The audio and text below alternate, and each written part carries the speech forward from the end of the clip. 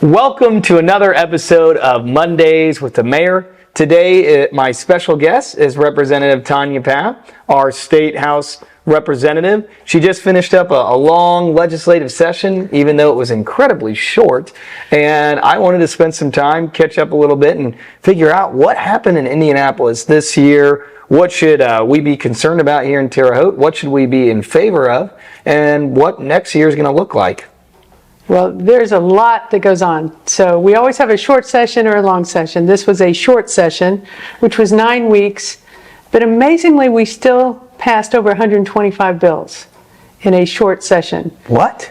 That's a lot of bills for people to figure out what we've done to the state of Indiana. So it was a great session overall. Some good got passed, some bad got passed. Locally, what would be of interest to Terre Haute is, well, I filed a bill, which was an excellent bill, to try to expand I-70 to 3 lanes. Oh, that'd be huge. I mean, the safety concerns, the traffic alone. Right. So I went I-70 to 3 lanes from Terre Haute, and then you hit Plainfield, and then on the other side to Richmond. And wow. So it would be about $1.9 billion, but the federal government would cover $1.5 billion. So to me, that's pretty cheap.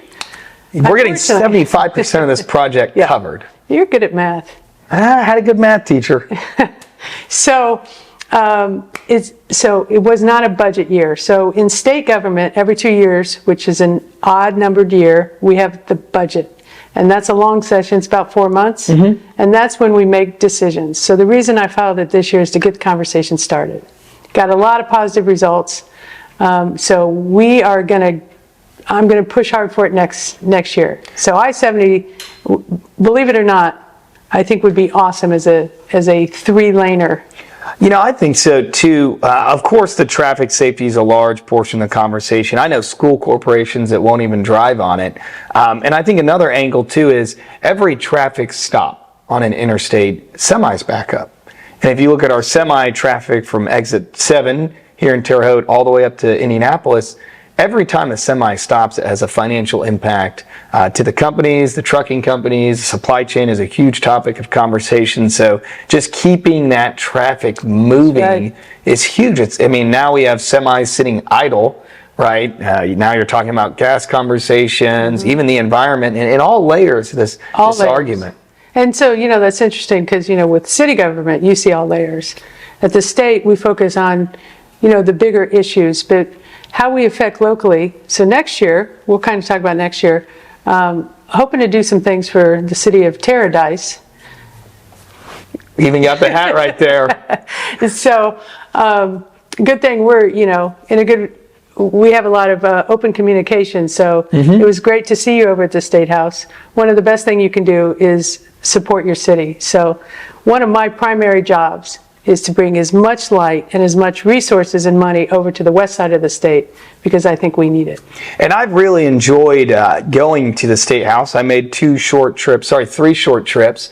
Met with you, met with our state senator, Greg Good, Representative Bob Heaton. He even carved out some time, and we walked around the halls, met with both sides of the aisle just to get the conversation. And I always say, there's no R&D when it comes to the city of Terre Haute. It's just making it better. So that's always fun to work with those on the other side. But I definitely think that one of the bills that was passed that I really enjoyed was the Riverfront District bill, modeled off of what Fort Wayne did. I thought that could really impact Terre Haute. We have such a great resource here that we do not use. And, driving up here to City Hall, I don't know if most people have been here lately, but it's a new parking lot, there's greenery, and the plans from Art Spaces, correct? Correct. The plan is just to take hold of that river and really start to change it. So this bill will help finance that. It is. So it allows kind of almost similar to a TIF district, but focused on development on the riverfront. And I really think that Fairbanks Park is a good potential. We're working with Wabash Valley Crew to put a boathouse for rowing on our river. That is so great. Oh yes, they're a great group to work with. And then of course we've had conversations with the YMCA. The city's always looking to support them, and I'm happy to keep those conversations going. And as you mentioned, art spaces, so they're looking to do some more projects out in front of City Hall towards the end of this year. But just a good example of 3 groups working with us to develop and grow. Of of course, the mill, all the success that they've had. Hopefully, we've got some good announcements coming soon. We're working with them on a large project as well. Well, speaking of good announcements, we've got that casino coming. Yeah, April 5th, the casino opens its doors. And so in 2019, my very first year, so I've been at the State House for 6 years now, and that was the year that it was decided that Terre Haute a license would be moved from Gary to Terre Haute. So I've been looking forward to this project for 6 years. I think it's going to bring, hopefully, a lot of people outside Terre Haute. We hope we all don't lose our own money there too much. But bring people out here, bring their money into our community, which highlights what we need to be doing more of, which is keeping our community clean and being proud and being the best cheerleaders we can for Paradise. You know, I think a great example is downtown Terre Haute, right? I think so too. Yes, we've got the Eclipse coming. Yes, we've seen Indiana State men's basketball, Phil Holman Center, women's basketball strong again. One thing that I know we do on local government is the street department and even folks who work in City Hall will take time, make sure all the trash is picked up, the trash cans are clean, make sure the curbs are painted, but also brand our city better. I'm sure folks have noticed we're always changing the banners out.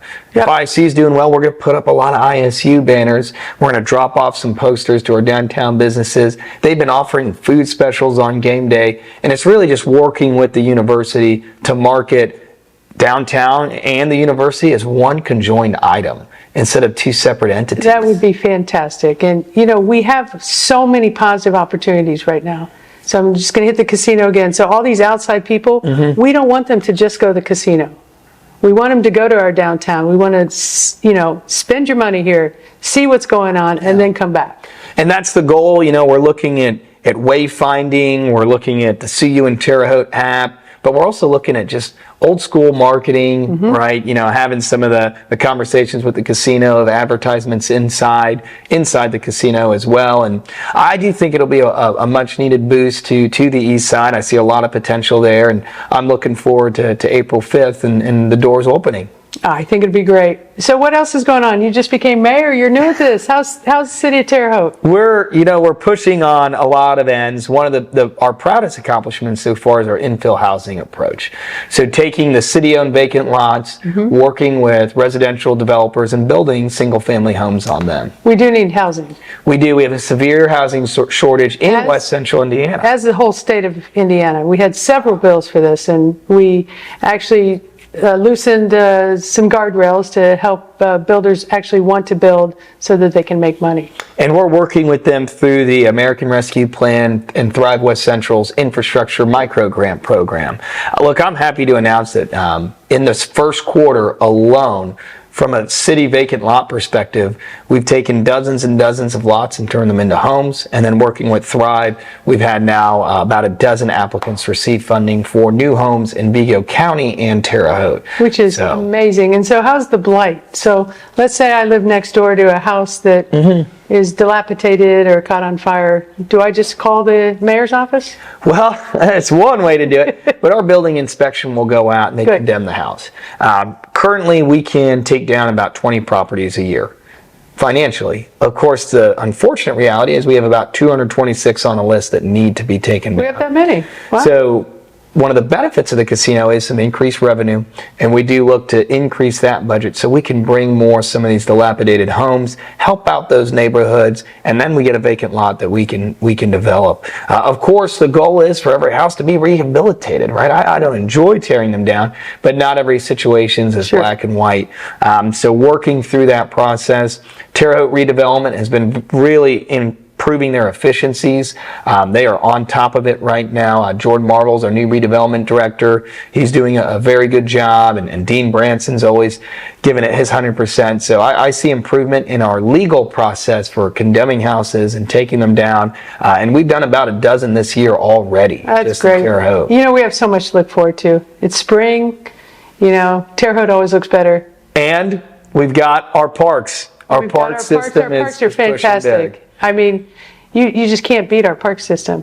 No, and with obviously the 2 golf courses, but even, Deming Park, I would Hertz say Rose College Park is probably the best. Oh, you're biased. A You're little bit. biased. I've been walking around that park for about 56 years, I think. So yes, I'm a bit biased. But we have so many great green spaces and parks in our town. And I don't think people realize that. Go outside. It's gorgeous out there. Yeah, and we're always working actually with a lot of our youth summer camps because school gets out soon. Right. And we want to take our kids and get them outdoors, get them in the parks. And what Kylie Smith, our assistant park superintendent, and Eddie Bird, our park superintendent, have really emphasized programming this year. Oh, good. And we are actually seeing a lot of registrations and a lot of shelter bookings and working with different nonprofit groups and for-profit groups. And that's a good sign. You can tell folks are pumped. And, I think that's one thing about both of us. We love our community. We are big cheerleaders. There's so much to do, and people are like, oh, there's nothing to do. There's always things to do in Terre Haute. You might have to get out of your comfort zone, Yeah. maybe go to the symphony, maybe go to an art museum. There's 8 museums in Terre Haute, but there's always a lot of things to do. You just got to look. And one website I really want to promote is terrehaute.com. And the CVB is always working to add events to that website. It's got a list of restaurants, a list of activities. So definitely check out terrehaute.com. That's one way. Of course, Haute Happenings is a Facebook page that pushes out a lot of information. But on any given week, on any given day, 76% of our hotel rooms are full in the city. That's fantastic. So folks are coming in Yeah. and taking advantage of our city, and I encourage all of our residents to also take advantage of the city because, well, we live in it. Yeah.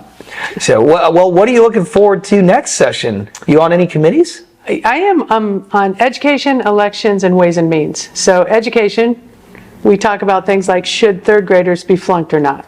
So we had a bill this year that basically if after the 3rd time you don't pass the iRead, then you will be withheld in 3rd grade. So That's a little frustrating. That's very frustrating because I believe, first of all, it's a high stakes test. I'm not into that. And then second of all, you can ask any kindergarten or 1st grade teacher, are these students are they need to be where they are? And they'll tell you. So why do we have to have a test in 3rd grade? Well, one thing that I look at is in our state, you actually don't have to go to kindergarten until you're 7. That is true. And in fact, I had an amendment, at least lowering it to 6, and they said, come back next year. And so I'll at least, fingers crossed, get it down to at least 6 years old. But I'm a big fan of PreK. So I think the state should pay for PreK. So, not mandatory, but just like kindergarten, state pays for kindergarten. If you want to send your kids there, it'll help with the child care issue. It'll get people back to work. Kids get into school. They like being with their peers and learning. It's PreK is fun. And then that'll help with the reading literacy as well. Yeah, and public education, when we're looking across the state, and especially in Terre Haute and at the state budget, it can be a little bit frustrating as we're kind of limiting the resources they're getting compared to private schools. We're expecting higher results. We're not funding capital improvements. Right. And then it seems like for some reason folks want to turn and blame the teachers when it's like, well, they're kind of fighting with one arm behind their back. It's been a battle. I've been teaching high school for 30 years, and we certainly have had a lot of challenges. We used to have so much support and respect, and now we can't get teachers in the building. When we get teachers, the parents are really not helping us as much as they could. If your kid is at school, leave them alone. If they have a tummy ache, they can stay in school. Don't text them. Just let us teachers do our thing and educate your kid, because that's what we want, right? Speaking of texting, are phones not allowed in schools Oh, that's anymore? another good bill we did. So, it'll start July 1st, and basically the idea is no phones during class period. Not during the hallway, not during lunch, just during. So in Vigo County, we're fortunate everyone has a laptop. And you don't really need a phone during class. So I'm not sure, I think it's up to the schools what they want to do. We have cell phone jails and things like that. The students in my class just put their cell phone on my desk. So anyway, I'm on education, so we do a lot of things about education. Elections, I don't know if you've read, we are 50th in voting. I have read. That's not a good number to be at. And unfortunately, we keep making bills that make it more difficult to vote. And, Indiana has some of the most safe and secure elections in the whole nation. So, but for some reason, we just keep making things more difficult. So I'm always trying to push, hey, can we at least, you shouldn't have to register to vote 29 days before election. You can get a credit card in 5 minutes. I know elections are a little different, but there are ways to get secure elections. At least register 7 days before, because no one's paying attention a month before elections. No, and you're right, especially in the modern media and news cycle, the attention span's a lot lower than what it used to be. So yeah, definitely, and I encourage everyone to register to vote. It's indianavoters.in.gov. It takes about 5 minutes. It does. It's a quick process. So. But most people they're not politicians, right? So they're not paying attention to when the elections are. And so once we get really close to election, like 3 weeks out, people are like, oh, I need to vote. And then it's too late to register. Yeah. So anyway, on elections, and then the third one is Ways and Means, which is the budget. Ways and Means means budget? It means budget. I don't know where it came from, but that's what it means. And so what we do is we basically hear from all the departments, all the universities, pretty much anyone who wants money in the state of Indiana. So they come before our So I just need to drive and go see you guys. Absolutely. Make an appointment first. Good. I think you're part of AIM. Yeah, I am. Do you want to explain Accelerate. what that is? So in Indiana, we have Accelerate Indiana Municipalities. It's basically a group of local elected officials. There's a mayor-specific group. And I actually think it's really interesting at the State House, when the mayors band together on something, it is definitely kind of almost an us versus them mindset. It's not DNR. No. It's the mayors saying, the mayors, yep. I got to fight for more money for my city. And it gets interesting. Well, I've always said, from a government control perspective, I think the local level, that's where the dollar stops. We nowhere else to go. So, yeah, definitely allowing local government to make local government decisions is something I will always fight for. Absolutely. And it has been interesting in the 6 years I've been there. The General Assembly sometimes says, oh, let the locals decide. And then the next bill will be, no, we know better than you. So there's always that fight going on back and forth. I'm sure you've witnessed it. A time or two this section, that's for sure. But and I can't thank again our local state representatives enough. You and State Senator Greg Good. I'll have to have him on the show here soon because you both do a very good job of calling and texting and keeping me informed. And I can't say I enjoy my State House trips because truth be told, I don't. I love Terre Haute, Indianapolis, not as much. They've got a lot more potholes than us, so I will say we're doing better than them at potholes. They certainly do. Yeah, but the road funding formula will be looked at next year, as well as our tax structure. So I'm expecting some big things next year as far as actually taking deep dives this summer into what needs to change. So what do you do in the summer as a state representative? Are there any conversations or committees as well? Always. So what I do, I teach. So once I'm done teaching, so when summer starts, I always have an office in Indianapolis, and I have, it's called a legislative assistant. So if someone's having trouble with unemployment or some kind of service, they can call my office and we will take care of it. So that's all year. The summer is more time to meet with different committees, different ideas, develop your bills. And so we'll do a deep dive into, let me stick with education, absenteeism.